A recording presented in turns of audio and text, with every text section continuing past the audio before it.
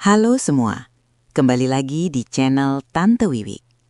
Yang hadir di sini dari mana saja nih? Yuk komen daerah kalian. Sebelum Tante Wiwik mulai ceritanya, jangan lupa untuk klik like, subscribe, dan komen share ya. Yuk, Tante Wiwik mulai ceritanya. Jarum jam di dinding kamar utama itu seakan bergerak lebih lambat dari biasanya. Detaknya tik-tok, tik-tok, terdengar seperti palu kecil yang menghantam gendang telinga Livia dalam kesunyian malam yang pekat. Pukul 2:10 dini hari. Suasana di dalam rumah itu begitu sunyi. Seolah-olah setiap partikel udara di sana sedang menahan napas, menunggu sesuatu yang buruk terjadi. Livia terbangun bukan karena mimpi buruk atau suara gaduh, melainkan karena getaran ponsel di atas meja nakas yang terasa seperti sengatan listrik di tengah keheningan. Cahaya layar ponselnya menyala singkat, membelah kegelapan kamar yang biasanya terasa hangat dan aman, namun malam ini entah mengapa terasa dingin dan asing. Dengan mata yang masih berat, Livia meraba-raba permukaan meja kayu jati itu. Pikirannya melayang pada Firman, suaminya. Firman sedang berada di luar kota sejak sore tadi untuk urusan bisnis properti yang mendesak. Livia menduga suaminya mungkin baru saja mendarat atau sekadar ingin mengirimkan pesan rindu yang terlambat. Namun saat matanya menangkap nama yang tertera di layar, kerutan di dahinya semakin dalam. Itu bukan dari Firman. Pesan itu berasal dari nomor yang tidak ia simpan, namun ia sangat mengenali foto profilnya. Sebuah logo kecil berbentuk setrika uap dengan tulisan Binatu Pak Ujang. Pak Ujang, tukang laundry langganannya yang sudah tua dan pendiam itu, untuk apa dia mengirim pesan di jam di mana seharusnya seluruh kota sudah terlelap? Livia membuka pesan WhatsApp tersebut. Sinar dari layar ponsel membuat matanya perih, namun isi pesan itu segera menghapus rasa kantuknya dalam sekejap. Jangan bertanya, jangan nyalakan lampu utama. Ambil tasmu, masukkan surat tanah, perhiasan, dan paspor. Kamu harus keluar dari rumah sekarang juga lewat pintu dapur. Cepat, atau kamu akan menyesal seumur hidupmu. Jantung Livia berdegup kencang, menghantam rongga dadanya dengan keras. Ini pasti iseng, bisiknya pada diri sendiri. Suaranya terdengar parau dan asing di telinganya. Ia mencoba merasionalkan keadaan. Mungkin ponsel Pak Ujang dibajak, atau mungkin pria tua itu sedang mengalami demensia. Pak Ujang yang ia kenal selama 3 tahun terakhir adalah sosok yang sangat sopan, nyaris tidak pernah berbicara, kecuali jika ditanya soal noda di kerah baju atau jumlah setrikaan yang belum selesai. Mengirim pesan bernada teror di tengah malam sama sekali bukan karakternya. Livia nyaris meletakkan kembali ponselnya dan mencoba memejamkan mata, menganggap semua ini hanyalah gangguan malam yang tidak perlu digubris. Namun, sebelum kepalanya menyentuh bantal, ponsel itu kembali bergetar. Kali ini, sebuah pesan gambar masuk. Dengan tangan yang mulai gemetar, Livia mengunduh gambar tersebut. Foto itu buram, diambil dari jarak jauh dengan fitur pembesaran maksimal di bawah pencahayaan lampu jalan yang remang. Objek dalam foto itu adalah sebuah mobil sedan hitam yang terparkir di bawah bayangan pohon beringin besar, tepat di seberang rumahnya. Livia merasakan seluruh aliran darahnya surut dari wajahnya. Ia mengenali mobil itu. Ia mengenali plat nomornya, bahkan ia mengenali stiker kecil di sudut kaca belakang yang ia tempelkan sendiri 2 bulan lalu. Itu mobil Firman. Tidak mungkin, desisnya. Firman seharusnya berada di hotel di luar kota. Firman tadi sore pamit dengan koper besar, mencium keningnya, dan melambaikan tangan dari dalam taksi online yang menjemputnya. Livia sendiri yang mengunci pintu setelah suaminya pergi. Lantas, mengapa mobil pribadi suaminya ada di sana? Mengapa suaminya duduk di dalam kegelapan, diam seperti predator yang mengintai sarangnya sendiri? Livia bangkit dari tempat tidur. Kakinya yang telanjang menyentuh lantai keramik, mengirimkan sensasi dingin yang menusuk hingga ke tulang. Mengikuti instruksi Pak Ujang, ia tidak menyalakan lampu. Ia bergerak dalam kegelapan yang pekat, hanya dipandu oleh cahaya bulan samar yang menyelinap lewat celah-celah tirai jendela. Ia merayap menuju jendela kamar, tangannya gemetar hebat saat menyentuh kain gorden yang dingin. Dengan gerakan sangat perlahan, ia menyibakkan sedikit ujung kain itu. Hanya cukup untuk satu mata mengintip keluar. Jalanan kompleks perumahan itu sepi seperti kuburan. Lampu jalan yang remang menciptakan bayangan panjang yang menyeramkan di atas aspal. Dan di sana, di bawah bayangan pohon, sedan hitam itu diam membeku. Mesinnya mati, lampunya padam. Namun, tiba-tiba Livia melihat sebuah cahaya kecil muncul dari dalam kabin mobil. Seseorang menyalakan pemantik api.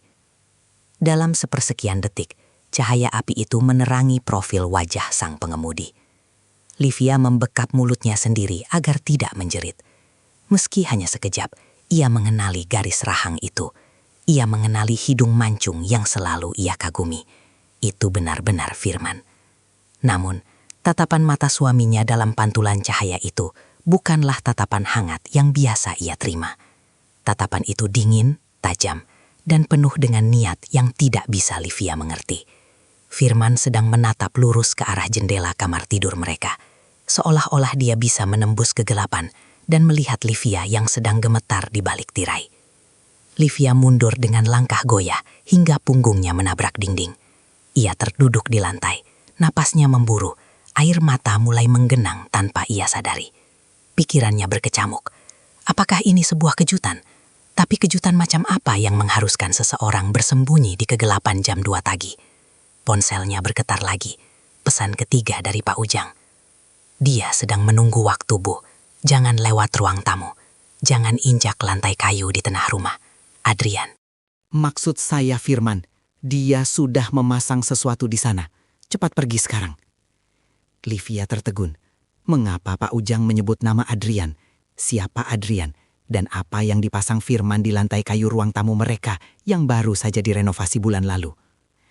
Naluri bertahan hidup akhirnya mengambil alih akal sehatnya yang hampir lumpuh.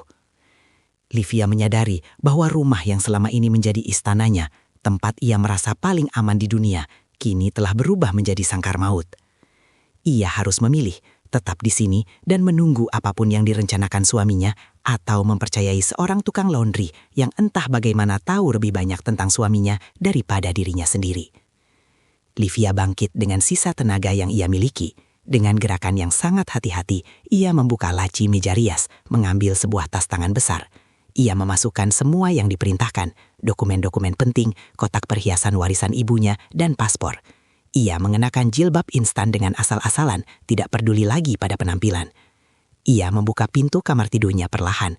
Suara engsel pintu yang biasanya tidak terdengar, kini terdengar seperti jeritan di tengah kesunyian.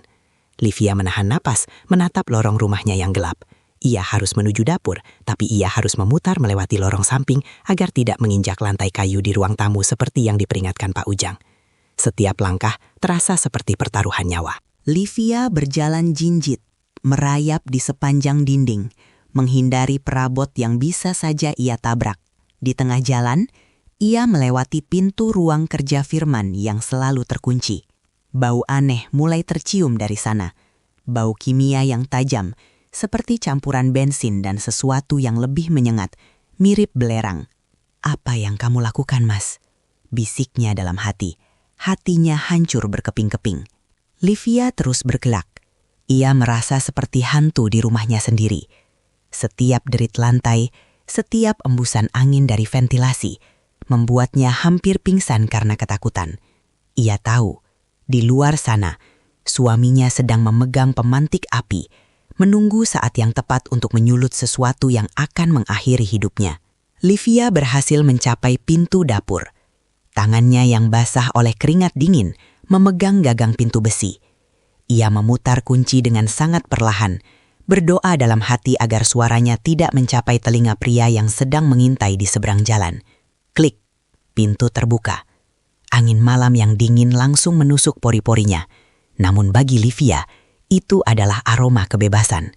Ia menyelinap keluar, menutup pintu kembali, dan berlari menuju garasi samping tempat mobil kecilnya terparkir. Malam itu, di bawah saksi bisu bintang-bintang yang pucat, Livia meninggalkan kehidupannya yang lama. Ia meninggalkan rumah penuh rahasia itu, membawa luka pengkhianatan yang baru saja dimulai. Ia tidak tahu kemana ia akan pergi. Ia hanya tahu satu hal, ia harus tetap hidup untuk menuntut jawaban atas semua kegilaan ini. Livia terduduk di kursi pengemudi mobil city car miliknya yang terparkir di garasi samping. Napasnya tersengal, dadanya terasa sesak, seolah-olah ada tangan tak kasat mata yang meremas paru-parunya. Di tangannya, tas tangan berisi dokumen berharga itu ia dekap erat, seolah benda itu adalah pelampung di tengah samudra yang sedang mengamuk. Garasi itu gelap, hanya diterangi oleh pantulan cahaya lampu jalan yang masuk melalui ventilasi kecil di bagian atas pintu gerbang. Ia tidak berani menyalakan lampu kabin, apalagi menyalakan mesin. Instruksi Pak Ujang begitu spesifik, cepat pergi tanpa suara. Livia menoleh ke arah pintu penghubung antara dapur dan garasi yang baru saja ia lalui. Di balik pintu itu, rumahnya yang megah kini terasa seperti monster yang sedang tertidur, siap meledak atau menelannya bulat-bulat. Namun, rasa penasaran yang mengerikan menariknya kembali ke arah jalanan depan. Ia harus memastikan sekali lagi, apakah sosok di dalam mobil sedan hitam itu benar-benar Firman, ataukah ketakutannya telah menciptakan halusinasi yang sempurna. Dengan gerakan yang sangat lambat, Livia menurunkan kaca jendela mobilnya sedikit saja, hanya beberapa milimeter, untuk memungkinkannya mengintip melalui celah garasi ke arah jalanan luar. Posisi garasi samping ini memang tersembunyi, namun ia memiliki sudut pandang diagonal ke arah pohon beringin besar di seberang rumah. Di sana, mobil sedan hitam itu masih membeku, namun sekarang pengemudinya tidak lagi menyalakan pemantik api. Sosok itu kini keluar dari mobil. Livia membeku. Jantungnya terasa berhenti berdetak sesaat. Pria itu berdiri di samping pintu mobil, bersandar pada bodi kendaraan sambil menatap lurus ke arah jendela kamar tidur utama di lantai 2. Kamar tempat Livia seharusnya sedang tertidur lelap.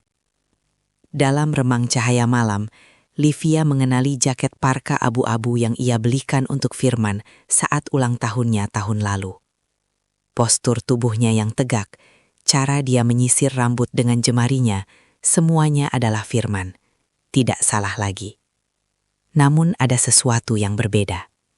Firman yang ia kenal adalah pria yang penuh senyum, pria yang selalu memeluknya sebelum berangkat kerja.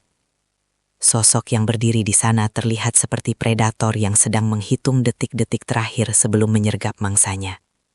Firman sedang memeriksa jam tangannya, lalu kembali menatap ke jendela kamar dengan intensitas yang mengerikan.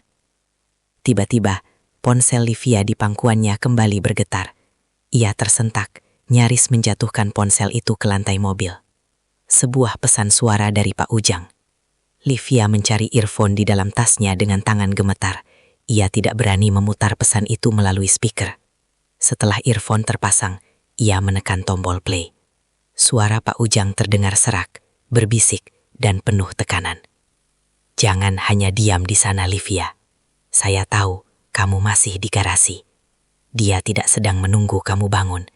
Dia sedang menunggu penghitung waktu di ruang kerja itu mencapai angka 0. Kamu mencium bau kimia itu kan? Itu nitrat cair yang dia sambungkan dengan pipa gas utama.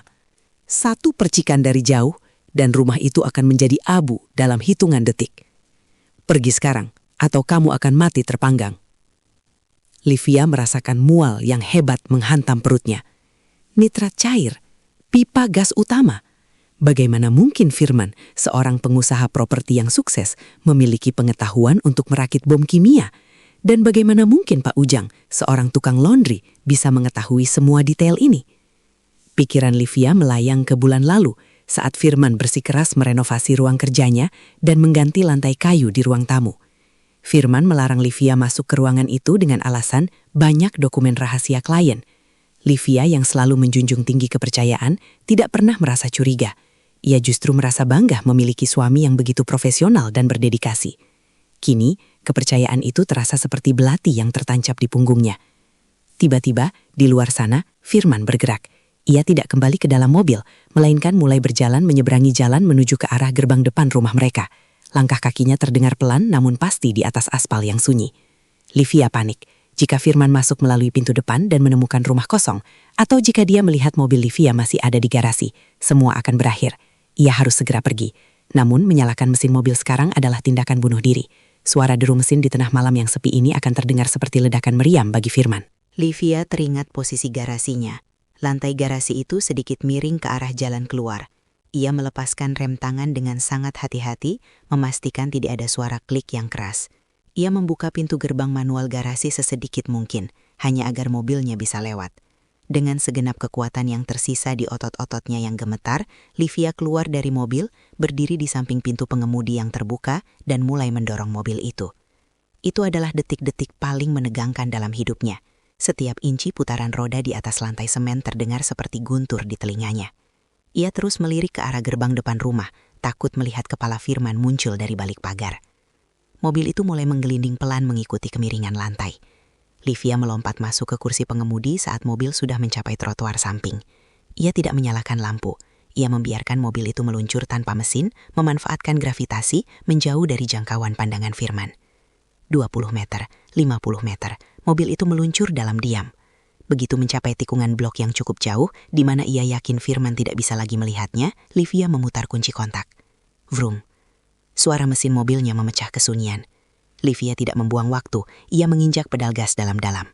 Ban mobilnya mencicit di atas aspal saat ia memacu kendaraannya menjauh. Di spion tengah, ia melihat rumahnya mengecil di kejauhan. Rumah yang selama 5 tahun ini ia anggap sebagai surga, kini tampak seperti peti mati beton yang menyeramkan. Baru saja ia bernapas sedikit lega. Ponselnya kembali berdering. Kali ini bukan pesan WhatsApp. Sebuah panggilan telepon masuk. Layar ponsel menyala terang, menampilkan foto romantis mereka berdua di Menara Eiffel. Nama penelponnya membuat Livia nyaris kehilangan kendali atas tirnya.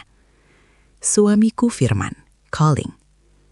Livia menatap ponsel itu dengan ngeri. Ia sedang menyetir dengan kecepatan 80 km per jam di jalanan kompleks yang sempit. Tangannya gemetar begitu hebat hingga mobilnya sedikit oleng.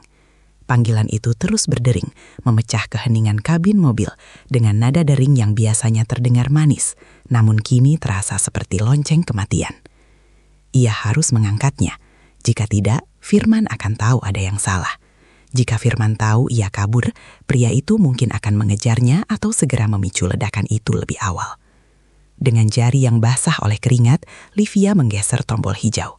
Ia menekan tombol speaker dan berusaha mengatur napasnya agar terdengar seperti orang yang baru bangun tidur.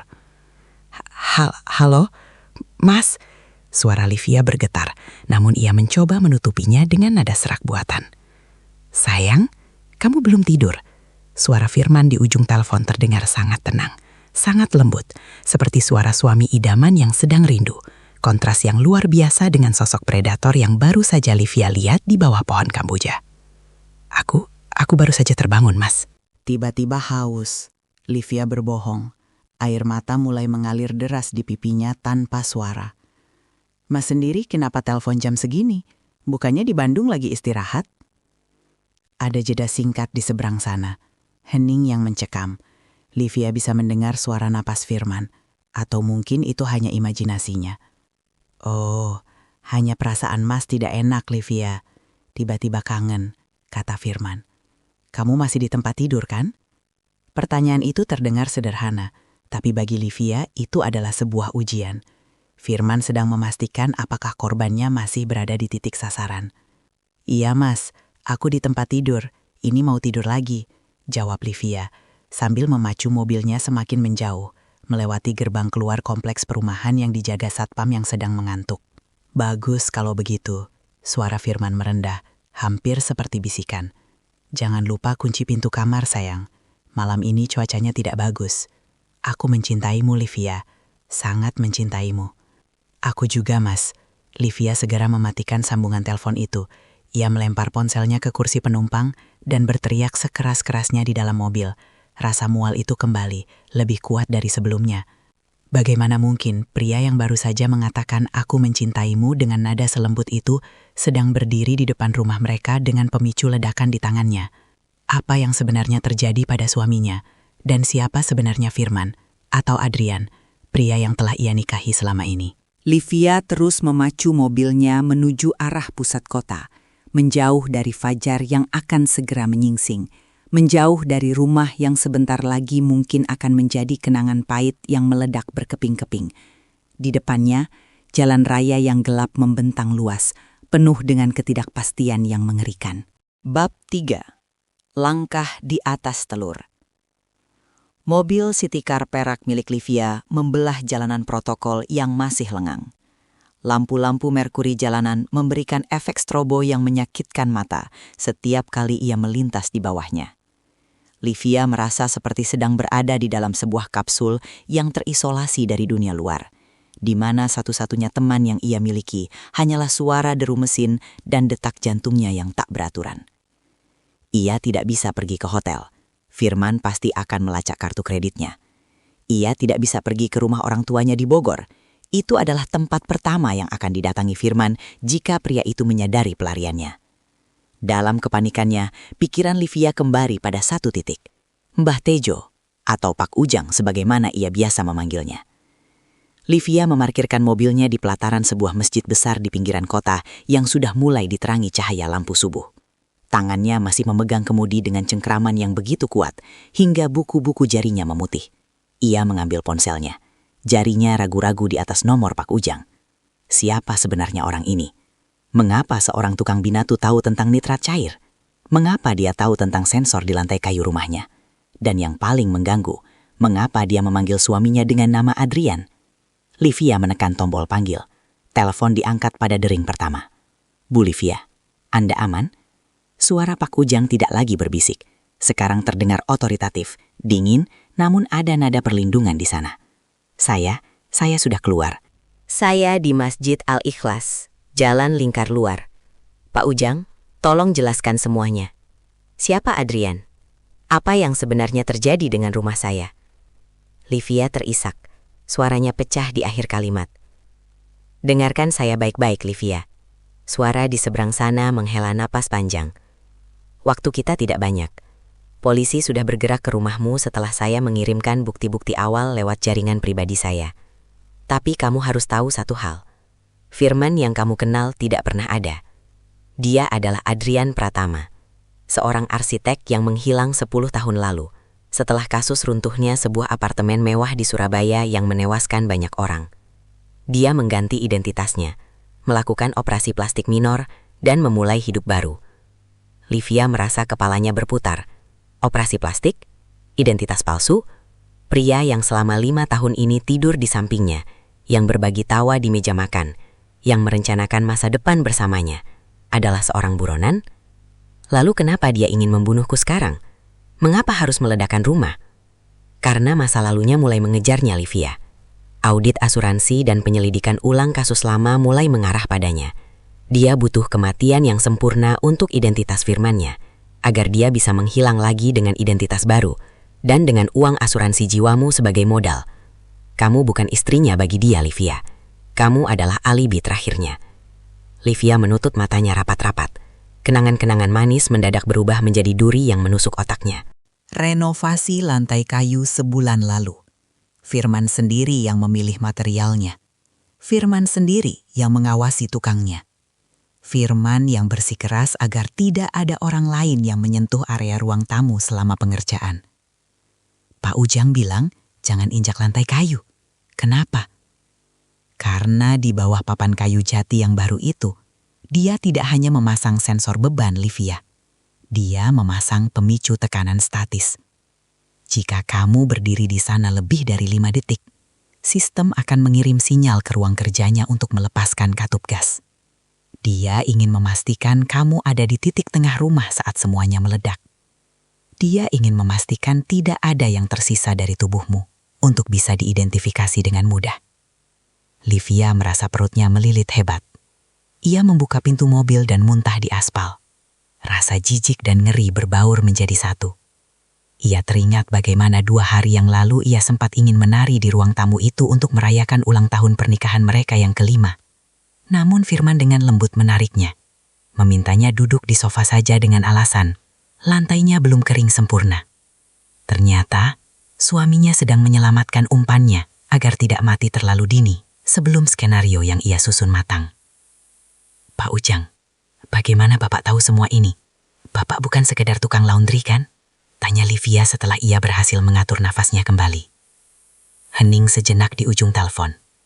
Nama saya bukan Ujang, dan saya tidak hanya mencuci baju, Livia.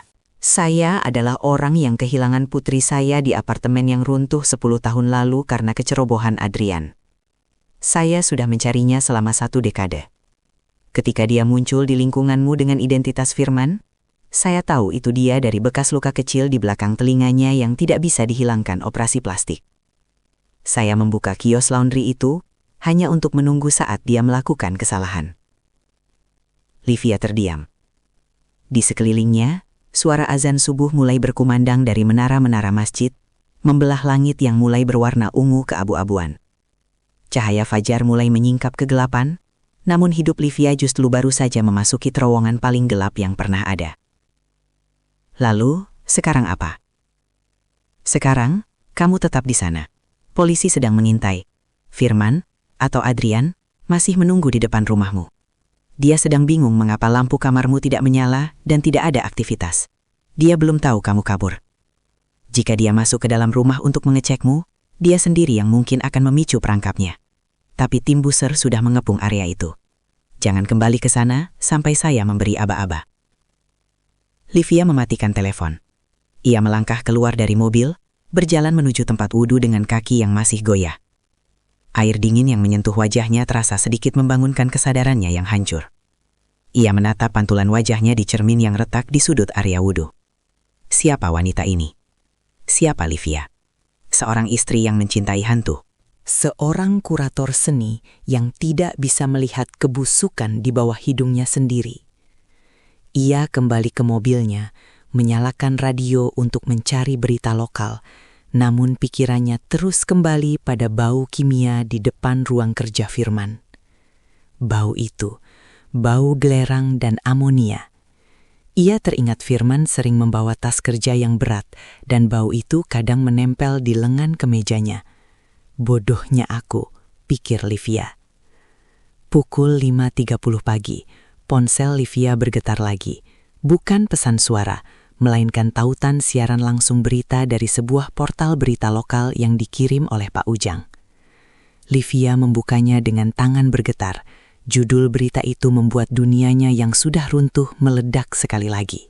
Breaking news, penggerebekan terduga teroris di kompleks elit, ditemukan gudang bahan kimia berbahaya. Di layar ponselnya terlihat gambar udara dari kamera drone.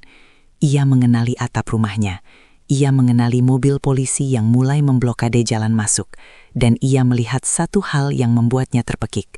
Seorang pria dengan jaket parka abu-abu sedang ditekan ke aspal oleh 3 petugas berpakaian preman di depan gerbang rumahnya. Pria itu meronta. Pria itu adalah suaminya. Livia tidak bisa menahan diri lagi. Ia menyalakan mesin mobil. Ia harus melihatnya dengan mata kepala sendiri. Ia harus melihat akhir dari sandiwara ini. Meskipun itu berarti ia harus menatap wajah monster yang selama ini ia sebut sayang. Ia menginjak gas, memutar balik kendaraannya menuju rumah yang kini telah berubah menjadi monumen pengkhianatan.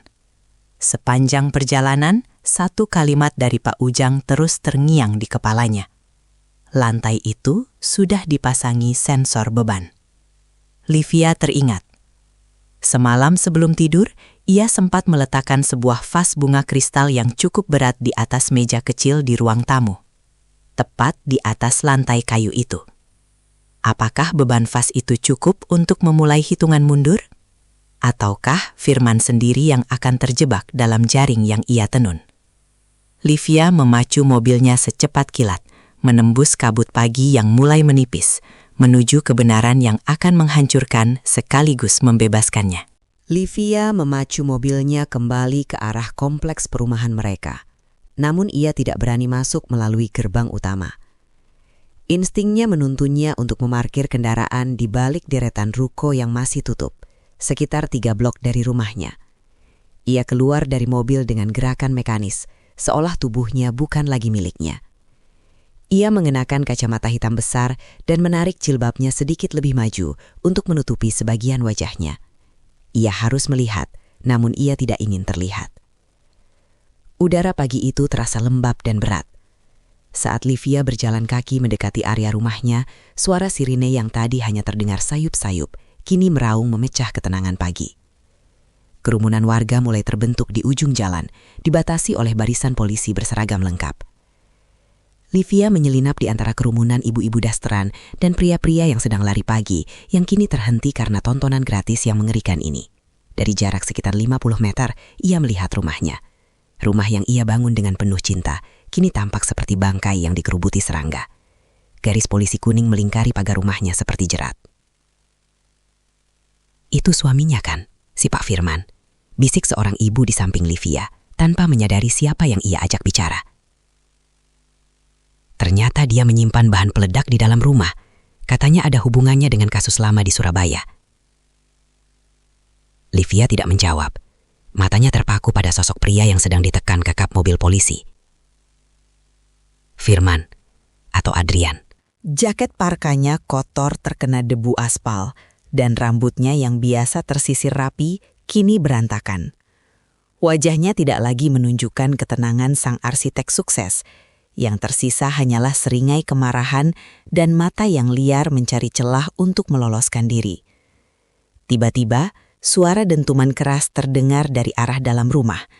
Bukan ledakan besar yang meruntuhkan bangunan, melainkan suara pintu depan yang didobrak paksa oleh tim gegana. Livia melihat beberapa petugas dengan pakaian pelindung tebal masuk ke dalam dengan sangat hati-hati. "Pak Ujang," Livia berbisik. Matanya mencari-cari sosok pria tua itu di kerumunan. Dan ia menemukannya. Pak Ujang berdiri di pojok jalan bersandar pada sebuah tiang listrik. Ia tidak tampak seperti tukang laundry sekarang. Posturnya tegak, matanya tajam mengawasi setiap pergerakan polisi. Saat mata mereka bertemu, Pak Ujang hanya memberikan anggukan kecil, sebuah isyarat yang berarti semua sudah di bawah kendali. Tiba-tiba, seorang petugas polisi keluar dari rumah dengan tergesa-gesa sambil berteriak lewat radio. "Evakuasi lebih jauh, radius 100 meter, ada pemicu tekanan yang aktif di ruang tamu." Kerumunan warga seketika ricuh. Polisi mendorong massa untuk mundur lebih jauh. Livia ikut terdorong, namun matanya tetap tertuju pada Firman. Saat polisi mencoba memasukkannya ke dalam mobil patroli, Firman melakukan perlawanan hebat. Ia menendang salah satu petugas dan berteriak sekuat tenaga. "Livia, aku tahu kamu di sini. Kamu pikir kamu sudah menang." Teriakan Firman menggema di sepanjang jalan, membuat bulu kuduk Livia meremang. "Rumah itu adalah mahakaryaku. Kamu seharusnya mati di sana, bersama rahasia-rahasianya." Suara itu bukan suara pria yang ia cintai. Itu adalah suara monster yang selama ini bersembunyi di balik topeng kesantunan. Polisi akhirnya berhasil membanting Firman masuk ke dalam mobil dan menutup pintunya dengan keras. Mobil patroli itu segera melesat pergi dengan pengawalan ketat. Livia merasa lututnya lemas. Ia terduduk di trotoar, tidak peduli dengan orang-orang yang mulai memperhatikannya. Tak lama kemudian, tim forensik mulai membawa keluar beberapa barang bukti dari dalam rumah. Bukan hanya jerigen berisi cairan kimia yang disegel, tetapi juga sesuatu yang membuat seluruh kerumunan terkesiap. Mereka membawa sebuah brankas kecil yang hangus dan beberapa papan kayu jati dari lantai ruang tamu yang sudah dibongkar. Di bawah papan itu, terlihat rangkaian kabel berwarna-warni yang rumit, terhubung pada sebuah pelat logam besar, sensor beban yang diceritakan Pak Ujang. Namun yang paling mengerikan adalah saat petugas mulai membongkar dinding ruang kerja Firman. Livia melihat melalui celah pintu yang terbuka, dinding kayu mewah itu dihancurkan dengan palu besar. Di baliknya, bukan hanya pipa gas yang ditemukan, tetapi sebuah ruang tersembunyi yang sangat sempit. Seorang petugas medis keluar dengan wajah pucat, membawa kantong jenazah berwarna oranye. "Ada tulang," bisik seseorang di kerumunan. Mereka menemukan tulang di balik dinding. Livia merasa dunianya gelap sesaat. Selama ini, ia bekerja di ruang keluarga yang hanya berbatasan dinding dengan ruang kerja itu. Ia sering mendengar suara ketukan dari balik dinding itu saat malam hari, yang selalu ia kira adalah suara tikus atau kontraksi kayu bangunan. Ternyata, itu adalah ruang penyimpanan rahasia. Sebuah makam rahasia yang dibangun oleh Adrian untuk korban-korban masa lalunya. Pak Ujang menghampiri Livia yang masih tertuduk di trotoar. Ia menyerahkan sebotol air mineral. Dia tidak hanya ingin membunuhmu untuk asuransi, Livia. Suara Pak Ujang terdengar berat. Dia ingin menanammu di dinding itu bersama yang lain. Dia terobsesi dengan struktur bangunan yang sempurna, menurut versinya sendiri. Bagi dia, manusia hanyalah material tambahan agar bangunannya punya jiwa. Livia meminum air itu dengan tangan gemetar. Siapa? Siapa yang ada di dalam dinding itu, Pak? 2 wanita yang dilaporkan hilang di Surabaya 10 tahun lalu. Mereka adalah rekan kerjanya di firma arsitektur lama. Mereka tahu tentang penggelapan dana dan material substandar yang dia gunakan. Dia melenyapkan mereka dan membawa jasadnya pindah setiap kali dia berganti identitas. Dan sekarang, dia memilih rumah ini sebagai tempat peristirahatan terakhir mereka. Dan rencananya, juga kamu. Livia menutup mukanya dengan kedua tangan. Rasa sakit karena dikhianati kini bercampur dengan horor yang tak terbayangkan. Ia telah tinggal di atas kuburan selama 5 tahun. Ia telah melayani seorang pembunuh yang menganggapnya sebagai bahan bangunan. Kamu harus kuat, Livia, kata Pak Ujang sambil memegang bahunya. Polisi akan memintamu memberikan keterangan. Kamu adalah satu-satunya saksi hidup yang paling dekat dengannya. Jangan takut, saya akan ada di sana. Livia mendongak, menatap rumahnya yang kini menjadi pusat perhatian nasional. Matahari pagi mulai bersinar terik, menyinari kehancuran yang tak terlihat, namun terasa begitu nyata. Ia berdiri dengan perlahan, merapikan jilbabnya dan menghapus sisa air mata di pipinya. Saya ingin memberikan keterangan sekarang, kata Livia dengan suara yang tiba-tiba tegas. Saya ingin memastikan pria itu tidak pernah melihat sinar matahari lagi. Livia melangkah menuju garis polisi, melewati kerumunan yang kini mulai mengenalinya sebagai istri sang arsitek maut. Ia berjalan dengan kepala tegak, bukan sebagai korban, melainkan sebagai penyintas. Ia meninggalkan bayang-bayang ketakutannya di aspal jalanan itu, siap menghadapi babak baru yang penuh dengan perjuangan hukum dan pemulihan trauma. Di belakangnya Pak Ujang mengikuti dengan langkah tenang. Dendam pribadinya selama 10 tahun akhirnya terbayar. Namun ia tahu, bagi Livia, perjalanan ini baru saja dimulai. Kantor kepolisian pagi itu seperti sarang lebah yang terusik. Udara di dalam ruangan interogasi terasa pengap, meskipun pendingin ruangan menderu kencang di sudut plafon. Livia duduk di sebuah kursi besi yang dingin, tangannya melingkari gelas plastik berisi air mineral yang sudah kehilangan kesegarannya. Di hadapannya, Komisaris Handoyo, seorang penyidik dengan guratan lelah namun tajam di wajahnya, sedang membolak-balik tumpukan berkas yang baru saja tiba dari laboratorium forensik. Livia merasa seperti sedang berada di luar tubuhnya sendiri, menonton sebuah film dokumenter kriminal di mana ia adalah tokoh utamanya. Ia masih bisa merasakan getaran ponsel di pangkuannya saat panggilan suamiku, Firman, muncul dini hari tadi. Nama itu sekarang terasa seperti racun di lidahnya. Bu Livia, Komisaris Handoyo memulai. Suaranya berat dan tenang. Kami sudah mengamankan barang bukti dari ruang kerja suami Anda. Atau lebih tepatnya, pria yang Anda kenal sebagai Firman. Kami menemukan 4 identitas berbeda dengan foto wajah yang sama. Atau hampir sama, jika kita menghitung prosedur bedah plastik yang ia jalani. Livia hanya diam. Pikirannya masih terpaku pada tulang yang ditemukan di balik dinding kayu jati itu. Namun, ada sesuatu yang lebih mendesak, lanjut Handoyo. Ia meletakkan sebuah ponsel di atas meja. Itu ponsel milik Firman yang disita saat penangkapan. Ponsel ini terus menerima panggilan dan pesan terenkripsi saat kami membawanya tadi. Tampaknya, Firman bukan hanya berencana menghilangkan Anda. Dia memiliki klien. Klien? Livia mengerutkan dahi. Dia seorang pengusaha properti. Tentu saja dia punya klien. Bukan klien properti, Bu. Klien yang memesan kepergian Anda. Handoyo memajukan kursinya. Kami menemukan rekaman percakapan di dalam berangkasnya. Firman memiliki utang besar pada sindikat pencucian uang di luar negeri. Dia menggunakan asuransi jiwa Anda bukan hanya untuk melarikan diri, tapi untuk melunasi hutang nyawanya. Tapi ada satu hal yang janggal. Pintu ruang interogasi terbuka. Pak Ujang masuk membawa sebuah map coklat kecil. Polisi itu mengangguk, mempersilahkan pria tua itu duduk di samping Livia. "Apa yang janggal, Pak?" tanya Livia, suaranya nyaris berbisik. Suami Anda menyimpan sebuah rahasia besar tentang Anda, Livia. Kali ini Pak Ujang yang berbicara. Suaranya tidak lagi terdengar seperti tukang laundry. Sesuatu yang bahkan Anda sendiri tidak tahu. Tentang orang tua Anda. Livia merasa jantungnya seakan berhenti. Orang tua saya? Mereka sudah meninggal dalam kecelakaan saat saya masih kecil.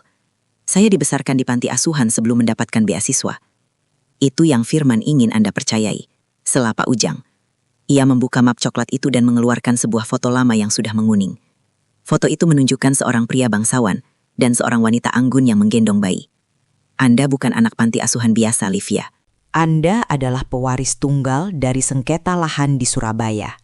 Lahan yang sama di mana apartemen Adrian runtuh 10 tahun lalu.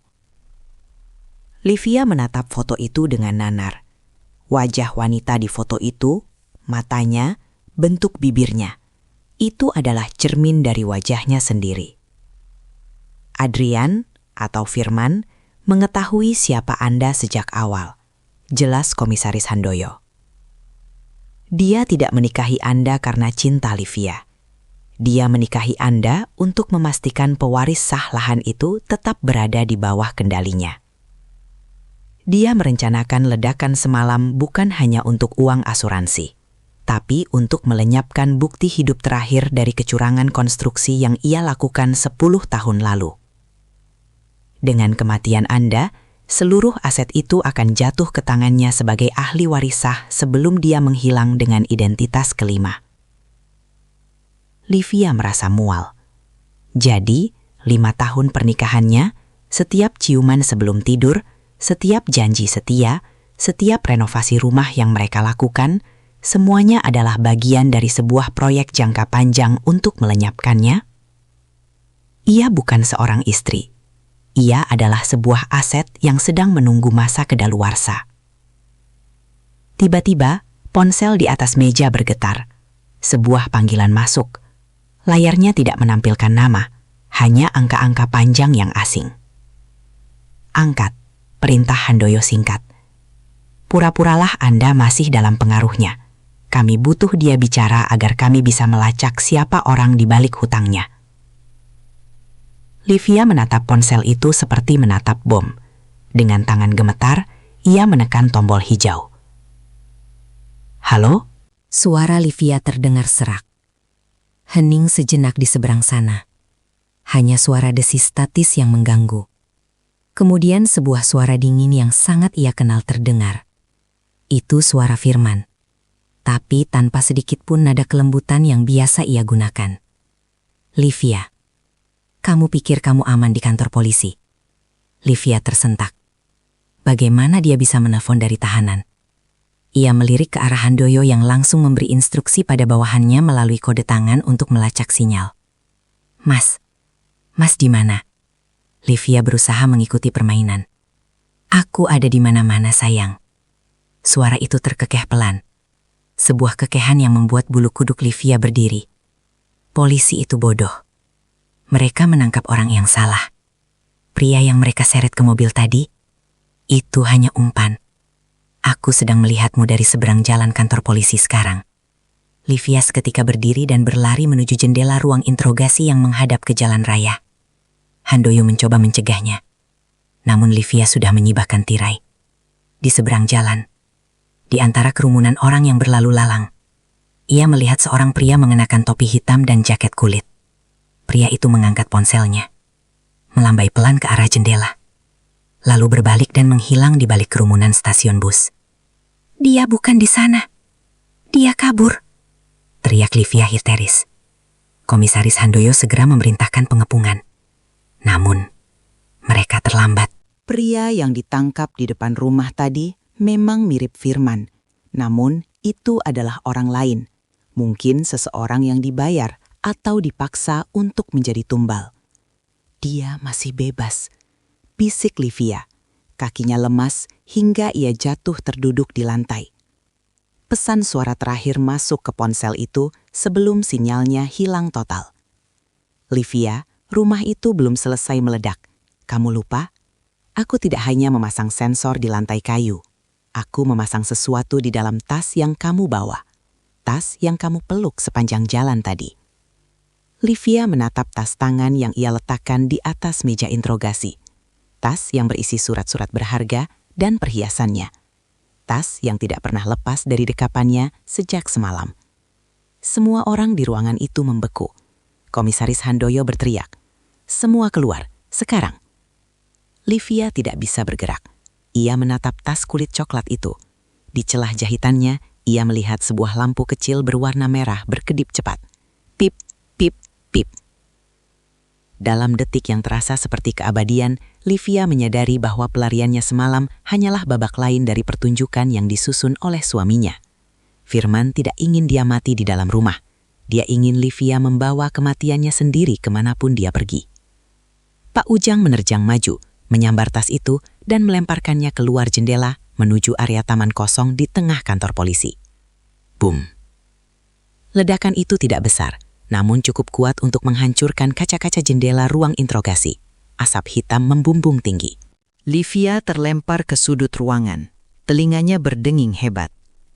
Dalam kegelapan dan debu yang menyelimuti ruangan, ia merasakan sebuah tangan memegang bahunya. "Kamu baik-baik saja?" Suara Pak Ujang terdengar sayup di balik dengingan. Livia terbatuk, mencoba menghirup udara yang dipenuhi debu. Ia melihat ke arah jendela yang hancur. Ia masih hidup. Sekali lagi, dia selamat. Namun saat ia menakap ke arah luar, ke arah jalanan di mana pria bertopi tadi menghilang, ia tahu bahwa perang ini baru saja dimulai. Firman, atau Adrian, tidak akan berhenti sampai pewaris sah lahan itu benar-benar lenyap. Dan Livia, yang tadinya hanya seorang istri naif, kini telah berubah. Ia berdiri di antara puing-puing kaca. Matanya memancarkan kemarahan yang melampaui rasa takutnya. Jika Firman adalah seorang arsitek kehancuran, maka Livia akan menjadi penghancur dari segala sesuatu yang pernah dibangun pria itu. "Pak Ujang," kata Livia. Suaranya kini sedingin es. "Jangan panggil polisi lagi. Bawa saya ke tempat di mana kita bisa membalasnya dengan cara yang sama." Pak Ujang menatap Livia, menyadari bahwa wanita di depannya bukan lagi domba yang ketakutan. "Ada sebuah tempat di Surabaya, Livia. Tempat semuanya bermula.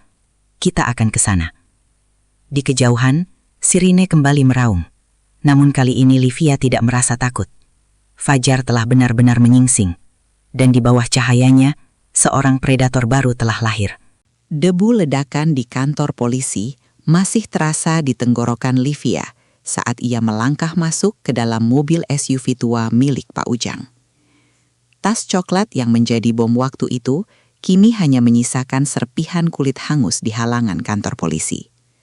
Livia tidak membawa apa-apa lagi kecuali pakaian di badannya dan ponsel yang layarnya sudah retak 1000.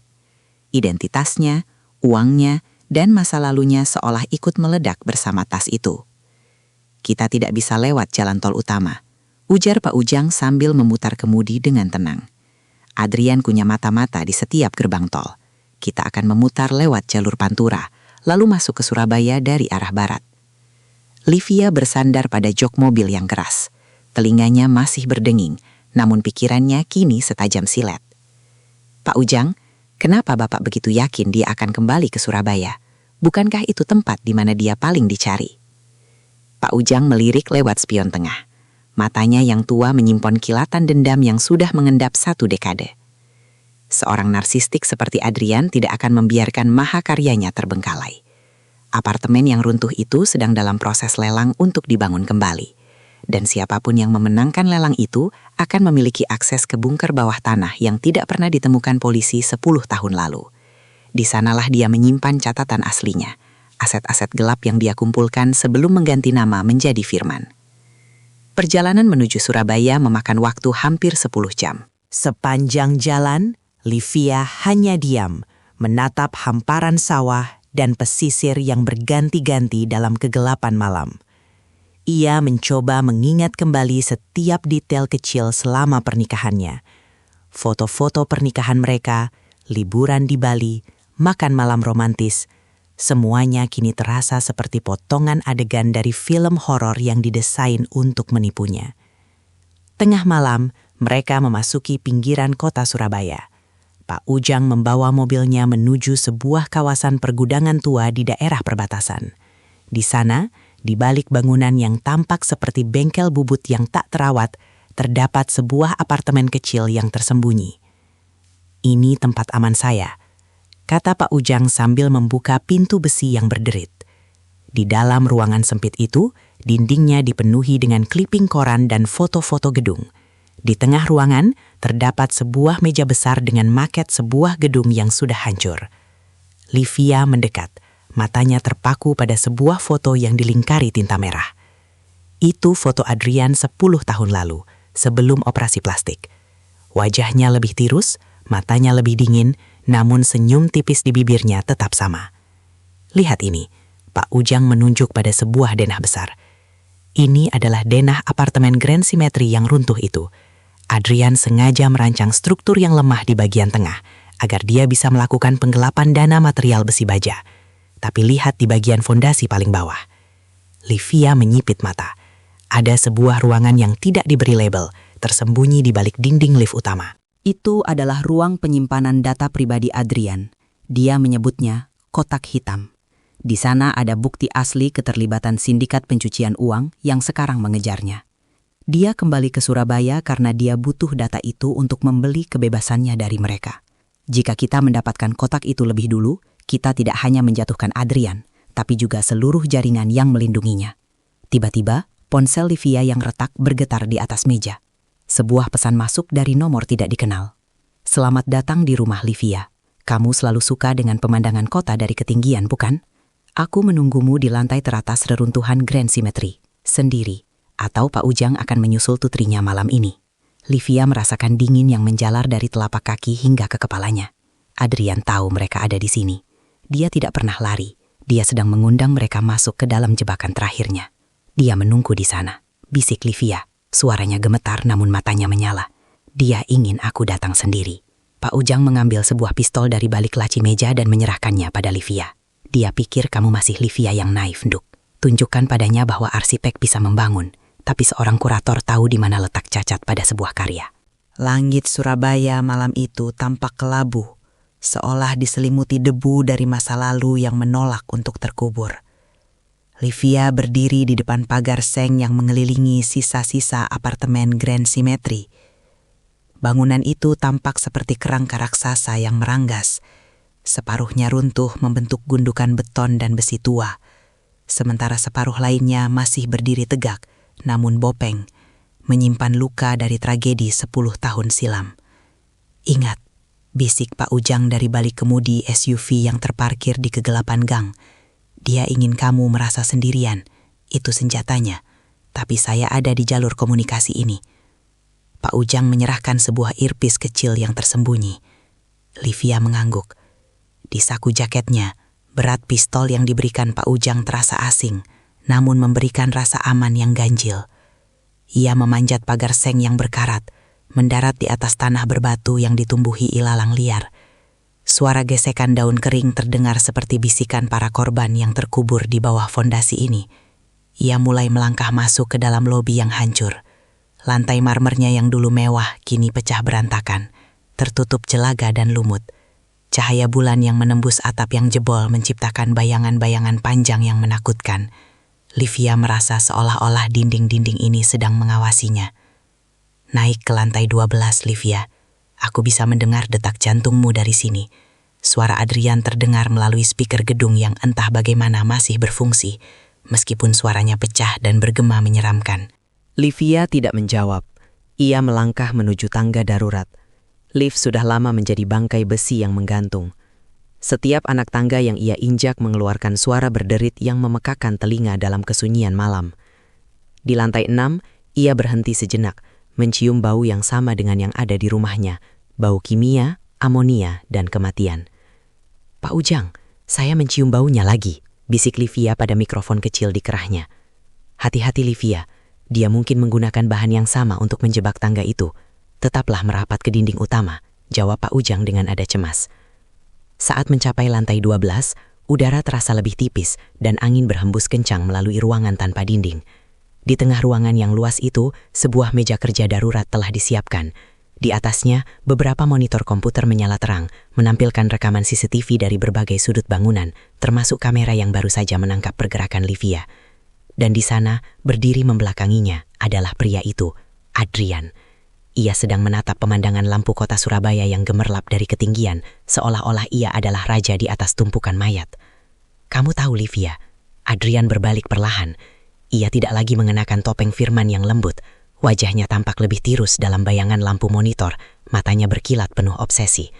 Simetri bukan hanya soal bentuk, ini soal keseimbangan.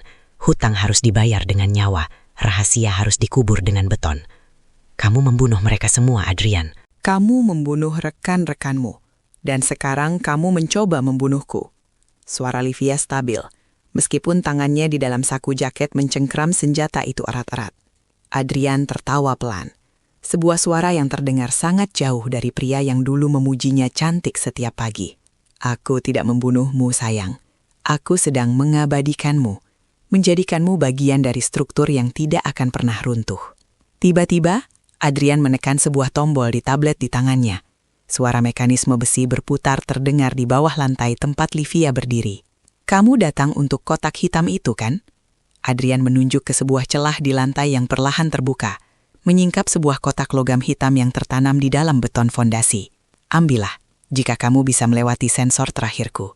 Livia menatap kotak itu, lalu menatap Adrian. Ia tahu, di gedung yang dirancang oleh seorang psikopat ini, setiap langkah adalah sebuah pilihan antara hidup atau mati yang telah diperhitungkan secara arsitektural.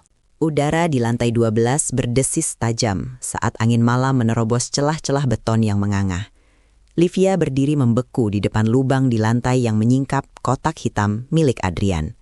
Cahaya dari monitor komputer memantul pada permukaan kotak logam itu, membuatnya tampak seperti jantung mekanis yang dingin di tengah reruntuhan. Kenapa berhenti, Livia? Adrian melangkah mendekat, namun ia tetap menjaga jarak sekitar 3 meter. Di tangannya, sebuah tablet kecil terus menyala dengan grafik yang tidak Livia mengerti. Bukankah ini yang kamu cari bersama tukang laundry tua itu? Ambil, dan semua bukti kejahatanku ada di tanganmu. Kamu bisa menghancurkanku. Pak Ujang, jangan masuk, ini jebakan. Bisik Livia ke mikrofon tersembunyinya. Ia menyadari sesuatu yang janggal. Adrian terlalu tenang. Pria ini tidak akan membiarkan seseorang mengambil bukti paling berharganya tanpa perlawanan. Mata Livia menyapu area di sekitar kotak itu. Ia mengingat peringatan Pak Ujang tentang sensor beban di rumah mereka. Ia memperhatikan pola retakan di lantai beton di sekeliling lubang tersebut. Retakannya terlalu rapi, terlalu simetris, seperti sengaja dipotong. Kamu adalah arsitek yang buruk, Adrian, kata Livia tiba-tiba. Suaranya kini terdengar tenang dan menantang. Kamu terlalu terobsesi dengan pola. Kamu memotong lantai ini dengan laser beton, kan? Seluruh area di sekeliling kotak itu adalah jebakan gravitasi. Jika aku melangkah ke sana, lantai itu akan runtuh langsung ke lantai dasar. Seringai di wajah Adrian memudar, digantikan oleh ekspresi dingin yang datar. Kamu belajar banyak dalam beberapa jam terakhir, sayang. Kurator seni memang punya mata yang tajam untuk detail. Aku tidak hanya belajar tentang detail. Livia menarik pistolnya dari saku jaket dan mengarahkannya tepat ke dada Adrian.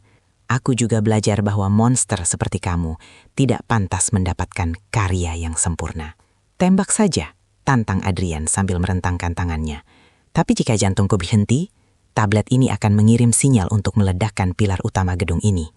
Kita semua akan terkubur di sini, Livia, menjadi bagian dari grand simetri selamanya. Bukankah itu akhir yang puitis bagi pernikahan kita?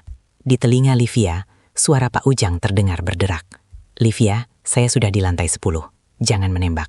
Saya sedang mencoba memotong kabel pemicunya dari bawah. Tahan dia selama 2 menit. 2 menit.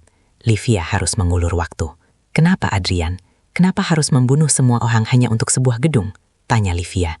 Tangannya tetap stabil memegang senjata. Ini bukan soal gedung, teriak Adrian.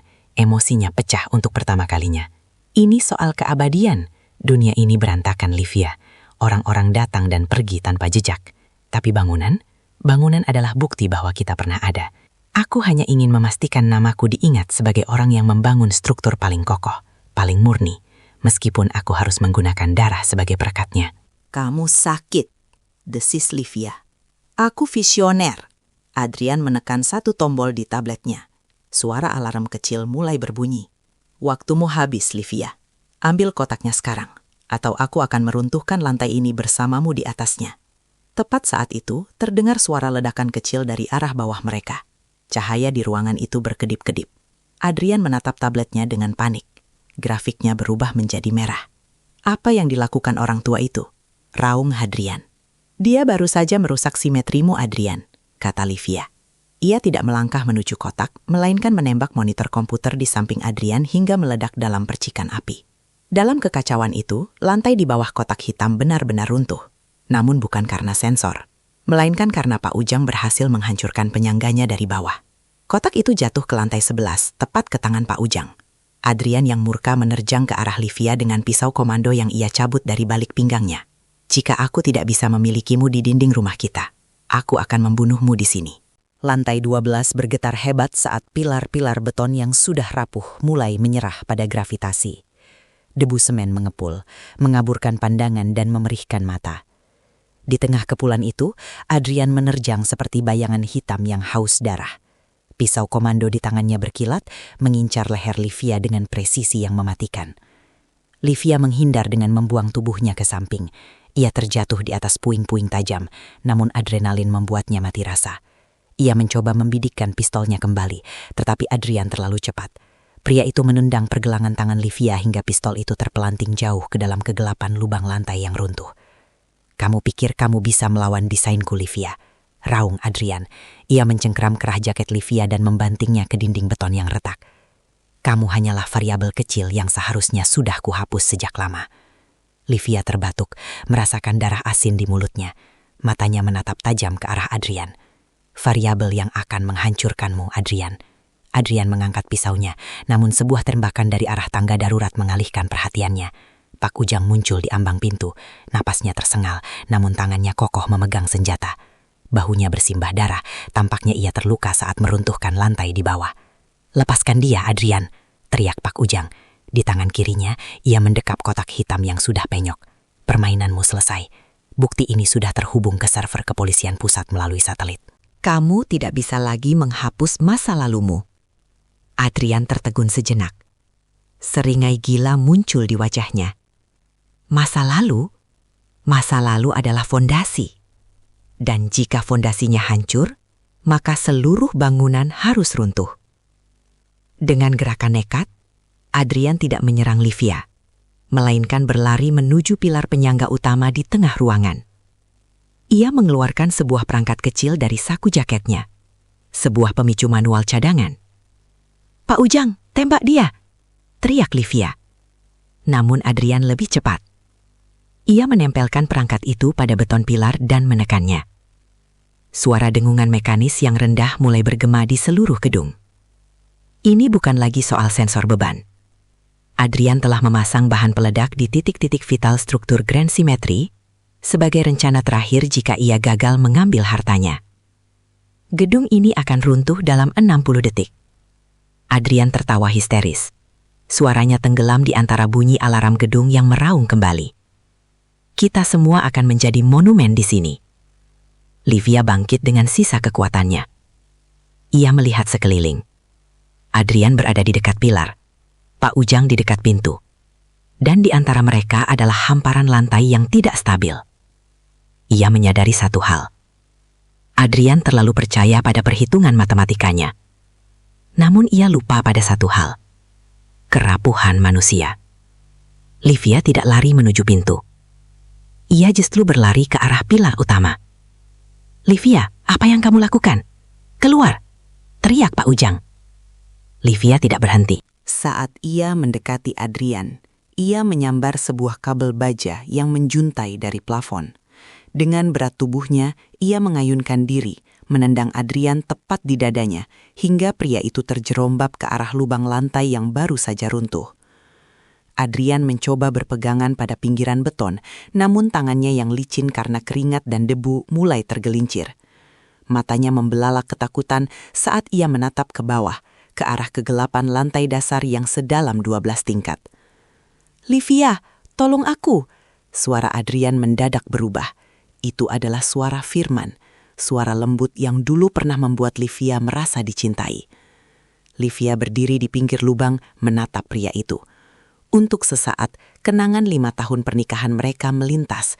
Namun, bayangan tulang-tulang di balik dinding jati menghapus segalanya. "Simetri mi cacat, Adrian," kata Livia dingin. Tangan Adrian terlepas. Tanpa teriakan, ia jatuh ke dalam kegelapan bangunan yang ia bangun sendiri sebagai kuburan. Di saat yang sama, pilar utama mulai retak hebat. "Livia, cepat!" Pak Ujang menarik tangan Livia, menyeretnya menuju tangga darurat tepat saat lantai 12 mulai amblas ke bawah. Suara gemuruh reruntuhan Grand Simetri terdengar seperti raungan monster yang akhirnya mati. Debu semen membumbung tinggi ke langit Surabaya, menyelimuti area sekitarnya dalam kabut putih yang menyesakkan. Livia dan Pak Ujang berhasil keluar melalui pintu basement hanya beberapa detik sebelum seluruh sayap kiri bangunan itu amblas ke dalam tanah. Livia jatuh terduduk di atas aspal yang dingin. Napasnya tersengal-sengal, paru-parunya terasa terbakar. Ia menoleh ke belakang, melihat gedung yang pernah menjadi mahakarya sekaligus kegilaan suaminya kini benar-benar menjadi gundukan batu dan besi yang tak berbentuk.